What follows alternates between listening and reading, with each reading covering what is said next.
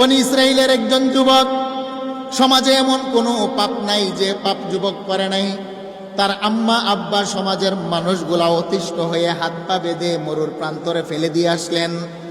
একদিন, 2 দিন, 3 দিন যায়, অনাহারের কারণে তার মৃত্যু চলে আসে। মৃত্যুর আগ মুহূর্তে যুবক চতুর্দিকে লক্ষ্য করে দেখে আমার আপনজনেরা কোথায়। যুবক ডানে তাকায় একবার, বামে তাকায় একবার, পিছনে তাকায় আরেকবার।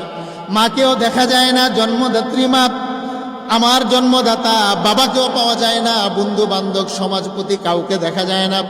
যুবক এবার লক্ষ্য করে দেখলো, মাওলা হে, মরুর প্রান্তরে আপনি ছাড়া তো আমার আপন বলতে কেউ নাই।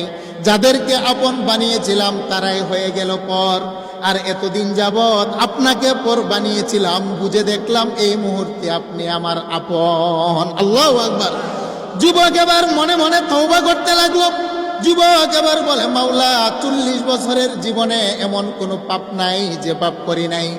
আমার পাপের কারণে সমাজের মানুষ হাত পা বেঁধে আমাকে পাহাড়ের পাদদেশে ফেলে গেল। হেরে মাওলা, রুহটা আমার নাকের ডগায়, জানি আমার মরণ হবে, কিন্তু এই মুহূর্তে তোমার কাছে আমি ওয়াদাবদ্ধ হলাম। আমি লক্ষ্য করে দেখলাম তুমি ছাড়া আমার আপন কেউ নাই। যদি তুমি আমাকে মাফ করে দাও, আর কোনোদিন তোমার সাথে আমি কোনোদিন নাফরমানি করব না। আল্লাহু আকবার। যুবক তওবা করলো, খাঁটি তওবা, এটাকে বলা হয় তওবায়ে নাসুহা। আল্লাহ এই কথাটা বললেন, তওবাতান নাসুহা, একাগ্র চিত্তে তোমরা তওবা করো, আমি আল্লাহ মাফ করে দেই। যুবক তওবা করার সাথে সাথে মালাকুল মউত এসে তার রূহটা নিয়ে গেল। 1 দিন যায়, 2 দিন যায়, 3 দিন যায়, যুবকের লাশটা পড়ে আছে। সমাজের কেউ তাকে গোসলও করায় না, কাফনও পরায় না, দাফন দেয় না, জানাজার নামাজ পড়ানোর জন্য কেউ আসে না। হাদিস কানা বুখারী। আল্লাহ নবী বলেন, আমার আল্লাহ মূসা পয়গম্বরকে ডেকে বললেন, মূসা, আমার একটা গোলাম ওই যে দেখো পাহাড়ের পাদদেশে পড়ে আছে, তার শরীরের মধ্যে কীরা পোকা ধরেছে, সমাজের কেউ তো তার জানাজার নামাজের জন্য আসে না। হেরে মূসা, নিজ হাতে কূপ থেকে পানি উঠাইয়া গোসল দিবা। হেরে মূসা, নিজের জুব্বা দিয়া তাকে কাপনের কাপন পড়াইবা। হেরে মূসা, নিজে ইমাম হয়ে জানাজার নামাজের ইমামতি করবা। হেরে মূসা, নিজে কবর খনন করে কবরের ভিতরে তাকে দাফন করবা। হে মূসা, জানাজার নামাজ পড়ানোর আগে একটা ঘোষণা দিবা, বনি ইসরাইলের মধ্যে যত মানুষ আমার এই গোলামের জানাজার নামাজে উপস্থিত হবে, সমস্ত মানুষের গুনাহ খাতা আমি আল্লাহ মাফ করে দেব। আল্লাহু আকবার। আমার আল্লাহ এই কথাটাই বললেন, ইয়া আইয়ুহাল্লাযীনা আমানু তুবু ইলাল্লাহি তাওবাতান নাসুহা। হেরে বান্দা, যদি তুমি কলিজা থেকে, অন্তর থেকে তওবা করতে পারো, আমি আল্লাহ তোমার গুনার দিকে তাকাই না, আমি আল্লাহর রহমতের দফতরের দিকে তাকিয়ে একটা মুহূর্ত তোমাকে ক্ষমা করতে বিলম্ব করি না। সুবহানাল্লাহ। মূসা পয়গম্বর দৌড় দিয়ে গেলেন যুবকের নিকটে। গিয়ে দেখেন যুবকের দেহের ভিতরে কীরা পড়ে আছে, যুবকের হাত পা বাঁধা। মূসা পয়গম্বর নিজে কূপ থেকে পানি উঠিয়ে যুবককে গোসল করাইলেন। নিজের জুব্বা দিয়া কাফনের কাপড় তাকে প্যাকেট বানাইয়া মূসা পয়গম্বর জানাজার নামাজ উপস্থিত করে বনি ইসরাইলের ময়দানে গেলেন। গিয়ে ঘোষণা দিলেন, কে আছো আমার পিছনে জানাজার নামাজ পড়বা? ওই যে একটা যুবক পড়ে আছে মরুর প্রান্তরে, ওই যুবকের জানাজার নামাজের ইমামতি করব আমি মূসা পয়গম্বর। ওই যুবকের জানাজার নামাজে যত মানুষ উপস্থিত হবা, আল্লাহর পক্ষ থেকে ঘোষণা, প্রত্যেকটা মানুষের জীবনের গুনাহ খাতা আমার আল্লাহ মাফ করে দিবেন। আল্লাহু আকবার। একটু জোরে বলেন সুবহানাল্লাহ। হাজার হাজার লক্ষ লক্ষ মানুষ জানাজার নামাজে উপস্থিত হয়ে গেলেন। মানুষগুলা জানাজার নামাজ পড়ার আগে বলে, পয়গম্বর মূসা, লাশটার চেহারা একটু দেখতে চাই।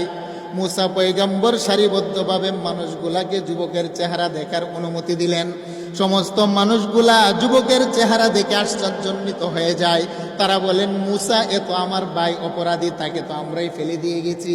বাবা বলে, মূসা, সে তো আমার সন্তান, এমন কোনো অপরাধ নাই, আমার সন্তান করে নাই, তার অপরাধের কারণে অতিষ্ঠ হয়ে আমি বাবাই তো সন্তানকে এখানে হাত পা ফেলে দিয়ে বেঁধে ফেললাম।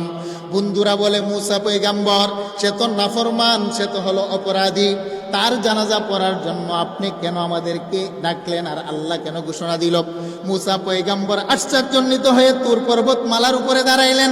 দাঁড়িয়ে বলেন, মাওলা, আমি তো বুঝে আসে না, একটা নাফরমান বাবা তার পাপের সাক্ষী দেয়, বন্ধু বান্ধব তার পাপের সাক্ষী দেয়, তারপরেও কেন তার জানাজার নামাজ পড়াইলে আপনি গুনাহ মাফ করবেন? আমি আপনার একজন নবী, আমাকে কেন পাপিষ্ঠ ব্যক্তির জানাজা পড়ানোর অনুমতি দিলেন? আল্লাহ বলেন, মুসারে প্রশ্ন করো না, মানুষগুলা তো সমাজের মানুষ তার পাপ দেখেছে, জীবনের শেষ লগ্নে এসে তওবায়ে নাসুহা যে অন্তর থেকে করেছে, সমাজের মানুষ তার কলিজার খবর দেখে নাই। আল্লাহু আকবার বলেন। আল্লাহ বলেন, মুসা লা তাখুযুহু সিনাতুন ওয়ালা নাওম। মানুষ পাপ করার পরে ঘুমিয়ে যায়, মানুষ কি পাপ করছে সে নিজেও জানে না। আরে মুসা, সকালবেলা পাপ করলে বিকাল পর্যন্ত আমি আল্লাহ অপেক্ষা করি, বিকালবেলা পাপ করলে ফজর পর্যন্ত আমি আল্লাহ অপেক্ষা করি। মানুষগুলা ঘুমিয়ে যায়, লা তাখুযুহু সিনাতুন ওয়ালা নাওম। আমি আল্লাহ কিন্তু ঘুমাই না, আমার তন্দ্রা নাই। বান্দা কখন এসে আমার দরবারে নক করে, সেই জন্য তওবার দরজা খোলা রেখে আমি আল্লাহ জাগ্রত থাকি। আল্লাহু আকবার। তুবু ইলাল্লাহি তাওবাতান নাসুহা। হে মুসা, তার মা বাবা আত্মীয় স্বজন হাত পা বেঁধে যখন মরর প্রান্তরে ফেলে দিয়ে গেল, যুবক এদিক সেদিক তাকিয়ে দেখে তার আপনজন কেউ নাই। জীবনের শেষ মুহূর্তে আমি আল্লাহর সাথে ওয়াদাবদ্ধ হলো আর কোনোদিন গুনাহ করবে না। এই বিষয়টার, এই সময়টার জন্য আমি আল্লাহ অপেক্ষা ছিলাম। আমার বান্দা তওবায়ে নাসুহা করতে দেরি, আমি আল্লাহ 40 বছরের গুনাহ খাতা মাফ করতে একটা সেকেন্ডও দেরি করি নাই। সুবহানাল্লাহ। হে মুসা, তুমি বলো না, যার গুনাহ মাফ হয়ে যায় তাকে কি পাপী বলবা নাকি আল্লাহর বন্ধু বলবা? কারণ যার দেহের ভিতরে গুনাহ নাই সে হলো আল্লাহর ওলি, সে হলো আল্লাহর বন্ধু। আল্লাহ বলেন, মুসা, তার জীবনের 40 বছরের গুনাহ যখন আমি আল্লাহ ক্ষমা করে দিলাম, তার তো হাত পা বাঁধা ছিল, একটা গুনাহ করার মতো সাহস আর সুযোগ সে পায় নাই। তাকে মাফ করার পরে আমি আল্লাহ উলির দফতরে তার নাম উঠিয়ে দিলাম। তুমি বলো, যারা উলি হয় তারা হয় আমি আল্লাহর বন্ধু, আর বন্ধুর জানাজার নামাজে যারা উপস্থিত হবে আমি আল্লাহ মেহমানদারি করব তাদের গুনাহ খাতা মাফ করে দিয়ে। আল্লাহু আকবার বলেন।